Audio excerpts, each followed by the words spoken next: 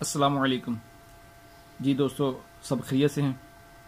شب برات کی آمد ہے۔ آئیے شب برات کے حوالے سے ہم چند احادیث مبارکہ سنتے ہیں تاکہ ہمیں اس کی اہمیت کا پتہ چلے، اور مزید اس کے حوالے سے جو سرکار صلی اللہ تعالیٰ علیہ وآلہ وسلم کے فرامین کے مطابق ہمیں معلومات ملتی ہیں ان معلومات کو بھی ہم حاصل کریں۔ چنانچہ ام المومنین حضرت سیدتنا عائشہ صدیقہ رضی اللہ تعالیٰ عنہا سے روایت ہے، فرماتی ہے کہ حضور سراپا نور فیض گنجور شاہ گجور صلی اللہ تعالیٰ علیہ وآلہ وسلم نے فرمایا، میرے پاس جبریل علیہ السلام آئے اور کہا، یہ شعبان کی 15ویں رات ہے، اس میں اللہ تبارک و تعالیٰ جہنم سے اتنے لوگوں کو آزاد فرماتا ہے جتنے بنی کلب کی بکریوں کے بال ہیں۔ یاد رکھیے کہ بنی کلب بہت زیادہ بکریاں پالتے تھے، اس لیے ان کا تذکرہ کیا گیا کہ یہ بہت مشہور تھے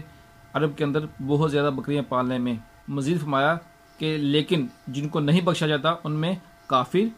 اور عداوت والے، یعنی مسلمانوں کے دل کے اندر دشمنی رکھنے والے اور رشتہ کاٹنے والے اور تکبر کے ساتھ تخنوں کے نیچے کپڑا لٹکانے والے اور والدین کی نافرمانی کرنے والے اور شراب کے عادی کی طرف نظر رحمت نہیں فرماتا۔ حضرت سیدنا امام احمد رضی اللہ تعالیٰ عنہ نے حضرت سیدنا عبداللہ ابن عمر ابن زید رضی اللہ تعالیٰ عنہ سے جو روایت کی اس میں قاتل کا بھی ذکر ہے۔ حدیث پاک میں کچھ یوں فرمایا گیا کہ حضرت سیدنا کثیر بن مرہ رضی اللہ تعالیٰ عنہ سے روایت ہے کہ تاجدار رسالت سراپا رحمت محبوب رب العزت عز و جل و صلی اللہ تعالیٰ علیہ وآلہ وسلم نے فرمایا، اللہ عز و جل شعبان کی 15ویں شب تمام زمین والوں کو بخش دیتا ہے سوائے کافر اور عداوت والے کے، یعنی کہ جس کے دل میں اپنے مسلمان بھائی کے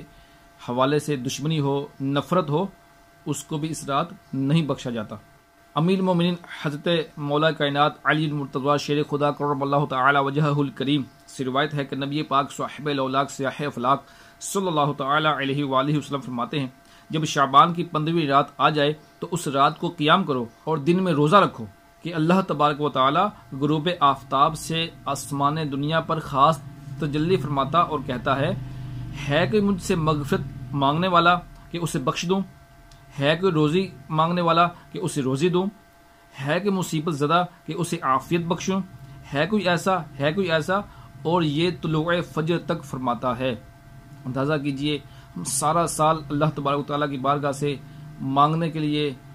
ہاتھ اٹھاتے ہیں، رو رو کے دعائیں کرتے ہیں، اور یہ ایسی رات ہے کہ جس رات اللہ تبارک و تعالیٰ خود فرماتا ہے، خود اللہ تبارک و تعالیٰ کی رحمت ہمیں آوازیں دیتی ہے، ہمیں بلاتی ہے کہ مجھ سے مانگ لو، مجھ سے بخشش مانگ لو، مجھ سے مصیبتوں کی دوری مانگ لو۔ تو آئیے محترم دوستو، ہمیں بھی چاہیے کہ اس رات میں زیادہ سے زیادہ عبادت کریں، اللہ تبارک و تعالیٰ کی بارگاہ میں جھکیں، ہو سکے تو جہاں پر دعوت اسلامی کے اجتماعات ہوں، محافل ہوں، اس میں شرکت کیجیے اور اگلے دن روزہ بھی رکھیے۔ انشاءاللہ تعالیٰ اللہ کی رحمت کے صدقے میں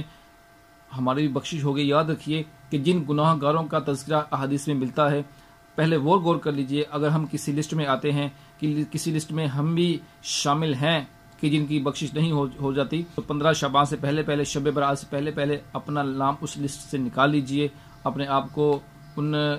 لوگوں میں سے نکال لیجئے کہ جن کی اس رات بخشش نہیں ہوتی۔ اللہ تبارک و تعالی ہمیں زیادہ سے زیادہ اس رات کو